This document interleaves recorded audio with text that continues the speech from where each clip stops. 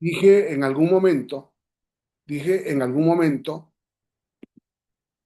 que dudaba, perdón, dudo que las Naciones Unidas llegue a cumplir 100 años. Y lo dije en una conferencia y lo dije en una clase. Y es un concepto que he repetido. No creo que las Naciones Unidas lleguen a los 100 años. Primero, porque hay una amenaza de los Estados Unidos de quitarles el presupuesto. Pero no es un problema de los Estados Unidos, es un problema de todos los países miembros de las Naciones Unidas que no aportamos el presupuesto correspondiente para que las Naciones Unidas funcione. Uno. Dos, porque las Naciones Unidas se ha convertido en un órgano burocrático. Tres, y lo más grave, porque las Naciones Unidas han abandonado el discurso de derechos humanos, han abandonado el discurso de derechos humanos para asumir un discurso ideológico. Hoy, si vamos a las Naciones Unidas y vamos a los órganos y a los organismos intergubernamentales de las Naciones Unidas, que deberían de ser grupos de expertos, el discurso es más ideológico que de libertades.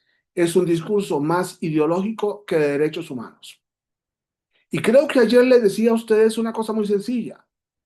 Si yo estoy peleando un derecho humano y al lograr ese derecho humano, comillas, pierdo las libertades, ¿para qué derechos? Y si yo estoy peleando unas libertades y socapa de esas libertades pierdo los derechos humanos, ¿para qué libertades? No puede haber una oposición entre libertad y derecho humano.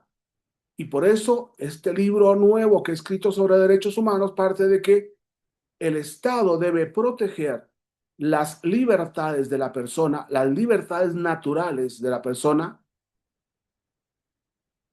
a través del derecho.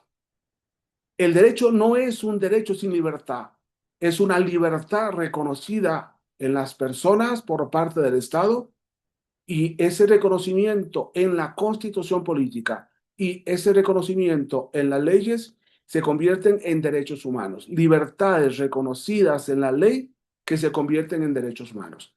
Y me parece que el mismo discurso debería describirse, y así lo he escrito, a nivel de los tratados internacionales.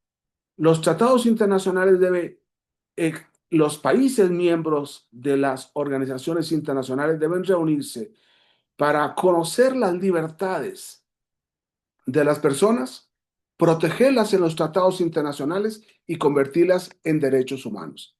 Esta sería mi posición, es mi posición y, y me parece, vuelvo a repetir, que si en vez de las libertades y los derechos, si en vez de ser las libertades sin perder la libertad, las que se convierten en derechos en los tratados internacionales, si la discusión en Naciones Unidas y en los organismos intergubernamentales es de libertades que se producen o que producen derechos humanos, es muy posible entonces hablar de libertades en los tratados internacionales y es muy posible en 1940, en el 2045